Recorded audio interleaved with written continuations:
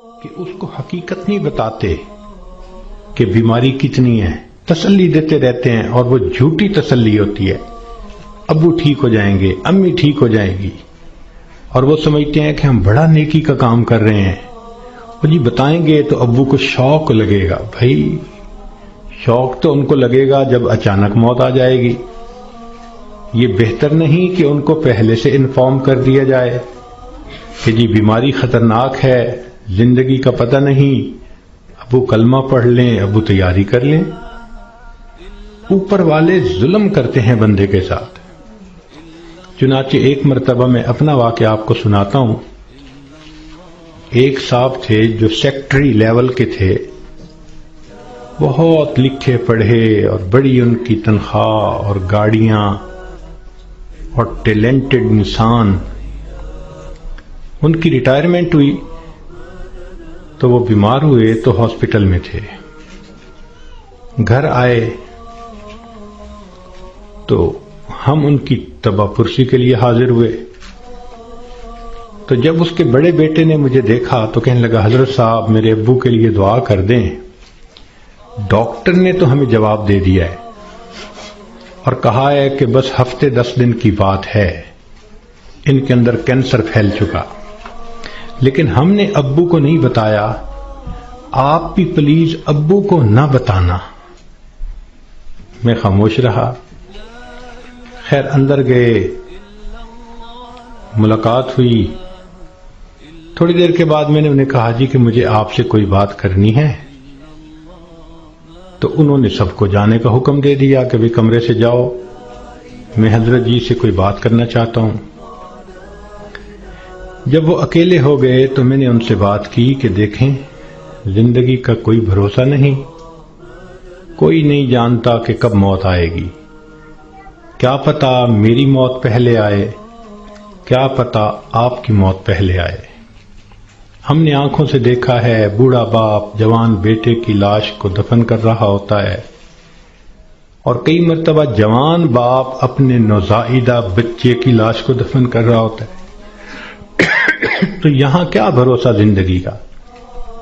کہنے لگے بالکل صحیح بات ہے۔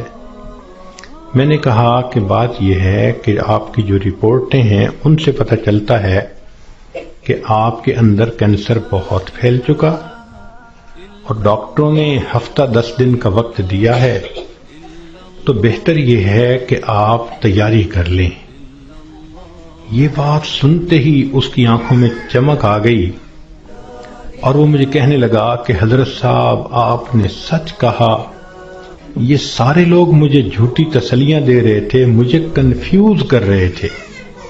میرا دل کہتا تھا کہ میری بیماری خطرناک ہے، اور یہ اوپر والے کہتے تھے، رپورٹ بھی نہیں دکھاتے تھے، کہتے تھے بس ٹھیک ہو جائے گا، آپ فوراً ٹھیک ہو جائیں گے۔ تو اللہ آپ کا بھلا کرے، آپ نے مجھے بتا دیا۔ میں نے تو اب اپنے پوتے پوتیوں کو، نواسے نواسیوں کو دیکھ لیا، کتنا بندے نے رہنا ہوتا ہے، تو چلو مجھے اندازہ تو ہو گیا۔ اب یہ کہہ کر انہوں نے دروازہ کھلوایا۔ جب بیٹا آیا اور اس کو پتہ چلا کہ حضرت صاحب نے تو بتا دیا میرے ابو کو، تو وہ میری طرف دیکھنے لگے۔ میں نے ان کو کہا کہ بچے غصہ نہ کرو، میں نے تمہارے ساتھ بھلا کیا ہے۔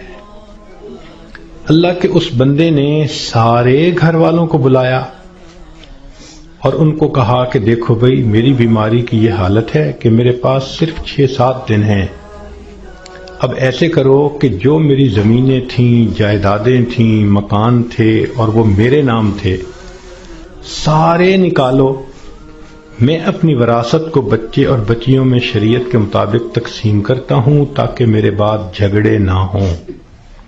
لو جی 2 دن میں انہوں نے سب جائیدادوں کا بچوں کے نام انتقال کروا دیا تاکہ بچوں کے جھگڑے نہ ہوں آپس میں۔ پھر اس کے بعد انہوں نے کہا کہ میرا جی چاہتا ہے کہ میرے بچوں کے آپس میں رشتے ہوں، تو کچھ رشتے تھے جو انہوں نے پرپوز کیے اور ان کی وجہ سے انہوں نے آپس میں ہاں بھی کر لی۔ پھر تیسرا کام انہوں نے یہ کیا کہ کچھ رشتہ داروں کی آپس میں ناراضگیاں تھیں، ان کو بلایا اور کہا کہ دیکھو بھائی میں مہمان ہوں، میرے دل کی تمنا ہے کہ میں تمہیں آپس میں ایک دوسرے سے سلو کرتا ہوا دیکھوں۔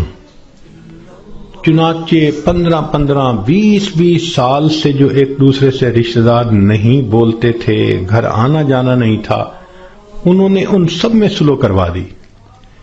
پوری برادری اتنی خوش تھی ان تمام باتوں پہ کہ جی اس بندے نے اتنا اچھا کام کر دیا، یہ ہماری برادری کا بڑا تھا، سب میں جوڑ پیدا کر دیا۔ پھر اللہ کی شان، 1 ہفتے کے بعد اس کو موت آ گئی۔ اب اس کا بیٹا جب کبھی ملتا ہے کہتا ہے حضرت جو احسان آپ نے ہم پہ کیا ہم اس کا بدلہ نہیں چکا سکتے۔ تو کیا ضرورت ہے بیمار آدمی سے چھپانے کی جبکہ اس کی بیماری اتنی خطرناک سٹیج تک پہنچ چکی ہو؟ ہم مسلمان ہیں، یقین ہے کہ ہم نے جانا ہے، تو اس بندے کو غفلت میں موت آئی اور وہ کلمہ بھی نہ پڑھ سکا تو پھر اس کو دکھ ہوگا نا، بتانے سے تو دکھ نہیں ہوتا۔ تو اس لیے شریعت نے کہا کہ جب کسی کو موت آنے لگے تو اس کو کلمے کی تلقین کیا کرو۔